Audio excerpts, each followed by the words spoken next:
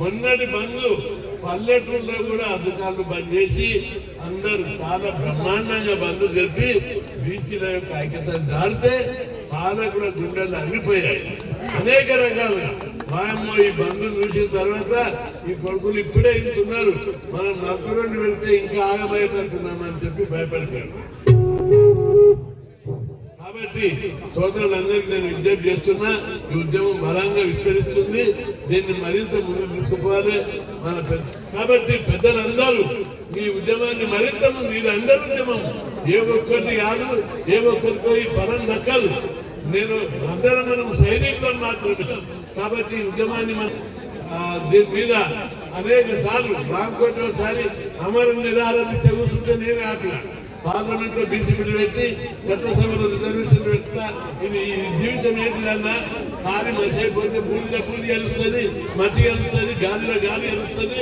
నేను ఈ జీవితాన్ని బీసీలకు అంకితం చేస్తా అని చెప్తే నాతో చెప్పినాం, జీవించి పోరాడాలి. మురుగంటి వెంకటేశ్వర గౌడు అనేక సార్లు తెగించి పోరాడాడు. ఆయన నేను స్వయంగా చూశాను. ఫీజుల రియంబర్స్మెంట్ అప్పుడు, స్కాలర్షిప్లు అప్పుడు, గురుకులాలు పెట్టేటప్పుడు లోకల్ బార్ రిజర్వేషన్ ఇప్పుడు కాగానే పెట్టింది. 84లోనే పోరాటం చేశాం రామారావు పీరియడ్ లా. ఆయన 86 లో 20 పెట్టాడు. అది సరిపోదని మళ్ళీ 5 పోరాటం చేస్తే విజయభాస్కర్ రెడ్డి 34 పెంచారు. సర్పంచులను కొత్తగా పెట్టించాము. ఇట్లా అంచెలంచెలుగా ఈ ఉద్యమం ఈ రోజు ఈ స్థాయికి వచ్చింది. ఈ ఉద్యమాన్ని చూసి అందరు ఇన్స్పైర్ అవుతున్నారు. మహారాష్ట్ర వాళ్ళు మన ఇద్దరు వచ్చారు.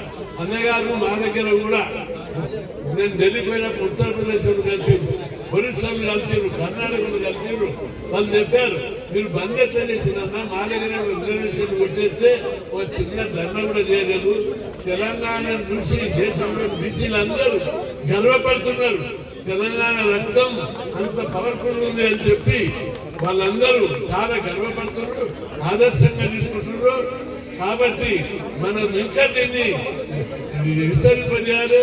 మనం ఒక తెలంగాణ చేసిన ఇది ఈ ఉద్యమంలో ఈ సర్పంచులకే పరిమితం చేస్తలేము. రాజ్యాధికారంలో వాటా, పార్లమెంటులో బీసీపీని పెట్టి చట్టసభలో రిజర్వేషన్లు పెట్టినలాగా ఈ ఉద్యమం ఆగదని చెప్పి రాజ్యాంగాన్ని సవరించాలి. ఎవరి కోసం సవరిస్తారు? మన 130 సార్లు రాజ్యాంగాన్ని సవరించారు. ఒక్కసారి కూడా దేశంలో ఉన్న 75 కోట్ల మంది బీసీల కోసం రాజ్యాంగాన్ని సవరించరా? ఈ వ్యవస్థలన్నీ చాలా మంది పెద్దలు పాజిటివ్ గానే తీసుకుందాం. మన కేసు ఎప్పుడు అయినా హైకోర్టు కొట్టేస్తుంది, సుప్రీంకోర్టు కొట్టేస్తుంది, స్టే ఇస్తుంది అని అంటారు. నేను అన్నా సరే, ఈ జీవో తీస్తే కొట్టేస్తుంది కరెక్ట్, కానీ దీన్ని ఎట్లా ఏమి ఉపయోగపడుతుంది? మన అవమానము పౌరుషానికి దారితీస్తుంది, కొట్లాటకు దారితీస్తుంది, ఉద్యమం ఉవ్వెత్తున ఇచ్చి పడుతుంది. అప్పుడు రాజ్యాంగ వ్యవస్థలు, కోర్టులు, పార్లమెంటులు, కేంద్ర ప్రభుత్వాలు, రాష్ట్ర ప్రభుత్వాలు, రాజకీయ పార్టీలు మన కాలాకానికి దిగిరావాలి. అందుకోసమే ఈ ఉద్యమం. ఎవరి కోసం? ఎవరు ఇంతకరిస్తున్నా, ఎవరి దారిలో భాగమిస్తున్నా, మన హక్కిని ప్రజాస్వామ్యం లోపల మన వాట కోసం మనం కొట్లాడుతున్నాం. కాబట్టి ఎవరు అగ్రకులాలు 76 ఏళ్ళు మన వాట అగ్రకులాలు, అగ్రకులాలు బీసీల వాట అగ్రకులాలే, అగ్రకులాల వాట అగ్రకులాలు ఉన్నారు. ఈ రోజు మనం ఏం అడుగుతున్నాం? న్యాయం, ధర్మం అడుగుతున్నాం. మా వాట మాకు ఇవ్వమని అడుగుతున్నాం. మన వాట ఇచ్చే వరకు ఖచ్చితంగా రాష్ట్రంలో అగ్గి మండియాలి. ఇక్కడ వచ్చిన నాయకులంతా ఏమీలు, ఎవరికి మనము నాయకత్వం, అందరం నాయకులని. నేను ప్రతి ఒక్కరిని నాయకుడనే పిలుస్తాను. కాబట్టి నాయకులు చాలా మంది కావాలి. ఇంకా ఒక్కరి నాయకత్వమే కాదు, ఆ క్రెడిట్ నా ఖాతానే కాదు, అందరి ఖాతాలో కావాలి. అందరూ నాయకులు కావాలి. అందరూ అనేక పదవులు ఉంటాయి. మన రాజ్యాంగాలు మొత్తం మంత్రులు ఉన్నారు, ముఖ్యమంత్రులు ఉంది, గవర్నర్ ఉన్నారు, కేంద్ర మంత్రులు ఉన్నారు, ఎంపీలు ఉన్నారు, ఎమ్మెల్యేలు, చాలా పదవులు ఉన్నాయి. అన్ని మన పదవులని వాళ్ళే అనుభవించారు అగ్రకుల సోదరులు. ఇప్పటికి కూడా ఈ వ్యవస్థలో అగ్రకుల సోదరులకు కానీ, రాజకీయ పార్టీలకు కానీ మంచిగా విజ్ఞప్తి చేస్తున్నాం. మేము శత్రువులం, మా అన్నదమ్ములం, భారత మాత ముద్దు బిడ్డలం. మా వాట మాకు ఇవ్వమని అడుగుతున్నాం. మా వాట ఇచ్చే వరకు ఈ పోరాటం ఆగదు. ఈ పోరాటంలో తెలంగాణ కోసం పోరాడారు మన సోదరుడు ఈశ్వరాచారి, మన కోసం బలిదానం చేశాడు. తప్పనిసరి ఆయనకు తప్పనిసరి సమాజం అంతా కూడా ఆయనకు అండగా ఉంటుంది. ఆయనకు ఆల్రెడీ నేను ఫోన్లు చేసి చెప్పాను ప్రభుత్వానికి, ఆయనకు డాయి ఇవ్వాలి, కుటుంబానికి చదువు ఇవ్వాలి, ఈ విధంగా ఆదుకోవాలంటే వాళ్ళు వేరే వేరే విషయాలు చెప్పారు. కాదు ఖచ్చితంగా ఇచ్చే వరకు కూడా వాళ్ళు ఇప్పుడు కూడా చెప్తున్నాం, సమయం సందర్భం వచ్చినప్పుడు వాళ్ళ కుటుంబాన్ని మనం అందరం ఆదుకుందాం. ఇంకా ప్రభుత్వ పరంగా కూడా తప్పనిసరి ఆదుకున్నట్టు చేద్దాం. మన సోదరులకు నేను విజ్ఞప్తి చేస్తున్నాను. తెలంగాణ ఉద్యమం చేశారు, మనం చేశారు, పల్లెలో వంట వర్క్ చేశారు, రస్తా రోగ చేశారు, రైలు రోగ చేశారు, వాళ్ళతో లీడర్లను కొట్టారు. నేను లీడర్లను కొట్టమని చెప్పడం లేదు, కానీ కనీసం గిరాకీ చేయండి, ఎమ్మెల్యే క్యాంపులు ముట్టడించండి. ఎందుకు మా వాటా సార్? అరే ముఖ్యమంత్రులు మీరే, మంత్రులు మీరే, కేంద్ర మంత్రులు మీరే, ఎంపీలు మీరే, ప్రభుత్వాలన్నీ మీరే. మాకు సర్పంచులైతే కూడా మీరు ఓర్వరా? రెడ్డి జాగ్రత్త వాళ్ళు మార్చుకోవాలి. అరే నాయన మీ వాళ్ళు అందరూ నేను నాకు సర్పంచులు ఇస్తే కూడా మీరు రెడ్డి జాగ్రత్త నుంచి కేసేస్తారా? మీరు కేసేయకపోతే ఈరోజు సేవకుడైనా 42% అమలు చేస్తారు. అట్లాగే ఇక ముందు కూడా ఖచ్చితంగా కేసు ఓడిపోతుందని నేను అనుకుంటలేదు. ఎందుకంటే రాజ్యాంగం లోపల ఖచ్చితంగా 243(d)(6) ప్రకారము, ఆర్టికల్ ప్రకారము రాజ్యాంగము రాష్ట్ర ప్రభుత్వాలకు బీసీ రిజర్వేషన్ నిర్ణయించే అధికారం ఇచ్చింది. రాజ్యాంగంలో జరుగుతున్నాం మనం. అదేవిధంగా చట్టం, దాని ప్రకారం అసెంబ్లీలో చట్టం చేశారు. జడ్జిమెంట్ డెడికేటెడ్ కమిషన్ నియమించి సుప్రీంకోర్టు తీర్పు ప్రకారం కుల గణన చేశారు. అంటే న్యాయపరమైన, చట్టపరమైన, రాజ్యాంగపరమైన అవరోధాలు ఏమీ లేవు.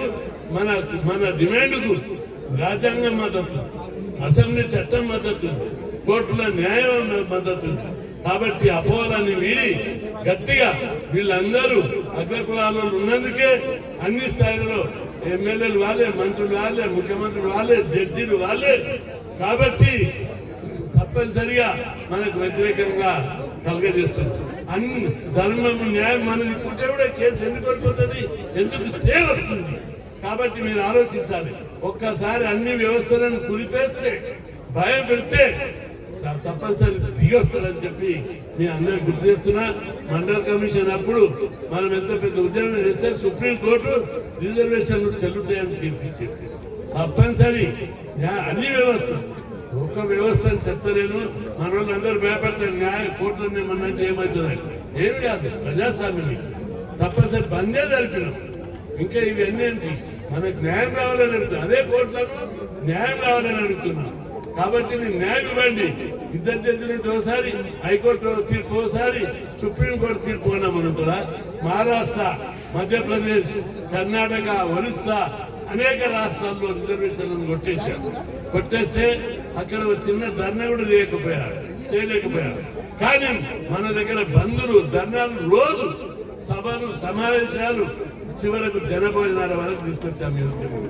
ఈ ఉద్యమం ఇంకా విస్తరింపజేస్తే అన్ని వ్యవస్థలు ఉలిపి వణికిపోయి భయపడి ఇక ముందొచ్చే జడ్జిమెంట్లన్నీ మనకి న్యాయాన్ని ఆలోచిస్తున్నారు.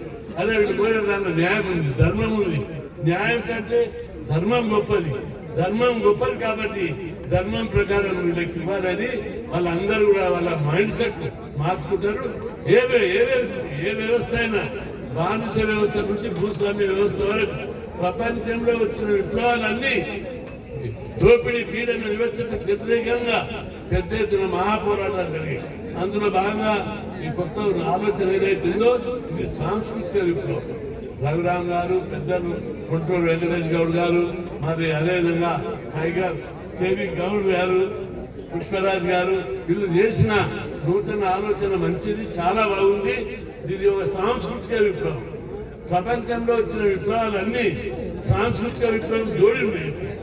కల్చరల్ విప్లవం, సాంస్కృతిక విప్లవం, గాయకులు అందరు కలిసి ఈ విప్లవాన్ని ముందుకు తీసుకొచ్చారు. ఇంకా ఈ విప్లవం ఆగదు, ఈ ఉద్యమం ఆగదు. రాజ్యాధికారం వచ్చే వరకు ఈ ఉద్యమం కొనసాగుతుంది, కొనసాగాలి. మీరు అందరూ దీక్షాదర్శులై ముందుకు నడిపించాలని, అట్లాంటి సంకల్ప బలాన్ని, బ్రాడ్గా సంకల్ప బలాన్ని, శక్తిని భగవంతుడు మీ అందరికీ ప్రసాదించాలని కోరుకుంటూ సెలవు తీసుకుంటాను. ఘనత గుంటూరు వెంకటేష్ గౌడ్. అయోధ్యలో పెట్టాడు, ఓపెన్గా బహిరంగ సభ పెట్టాడు. అందరూ ఆశ్చర్యపోయారు. ఈ ప్రాంతంలో బీసీ అని భయపడే పరిస్థితులు ఉంటే అత్యంత ధైర్య సాహసాలతో జనాన్ని సమీకరించి పెడితే అందరు నివ్వెరపోయారు. మరి చాలా మంది నాయకులు ఉన్నారు, వాళ్ళందరికీ నేను విజ్ఞప్తి చేస్తున్నా, ఈ కార్యక్రమం ద్వారా మంచి ఒక బీసీ వాదానికి ఊపిరి పోశారు. దీన్ని ముందుకు తీసుకుపోతున్నందుకు నేను పేరున అభినందిస్తున్నా. కొత్త దృక్పథం మనము ఇట్లా ఎంతవరకు చేసేది ధర్నాలు, ర్యాలీలు, ప్రదర్శనలు. ఇప్పటి వరకు ఒక 14,000 ప్రోగ్రాంలు చేసినాం.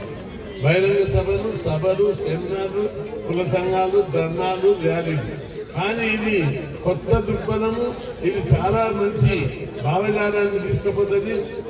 మనుషుల మధ్య, సంఘాల మధ్య ప్రేమ, అనురాగం, సుహృద్భావం మెరుగుతుంది. అందుకు నిర్వాహకులకు నేను ప్రత్యేకంగా అభినందిస్తున్నా. ఈ కార్యక్రమాన్ని ఇంకా జిల్లాలలో ఆదర్శంగా తీసుకొని అందరూ నిర్వహించాలని చెప్పి నేను ఈ సందర్భంగా గుర్తు చేస్తున్నాను.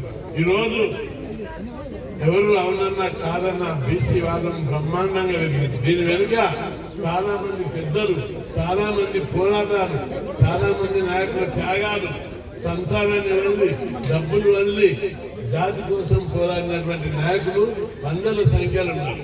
ఈ వనస్థలిపురం, ఈ ప్రాంతంలో ఉన్నటువంటి నాయకులు చాలా మంది, చాలా కమిట్మెంట్. ఎల్బీ నగర్ అంటే బీసీల అడ్డలాగా తయారైంది. కాబట్టి ఈ ప్రాంతంలో జనభోజనాలు పెట్టి అందరికి రాష్ట్రానికి ఆదర్శమైన ఈ కార్యక్రమము అన్ని జిల్లాలకు విస్తరిస్తుందని చెప్పి నేను మీకు గుర్తు చేస్తాను.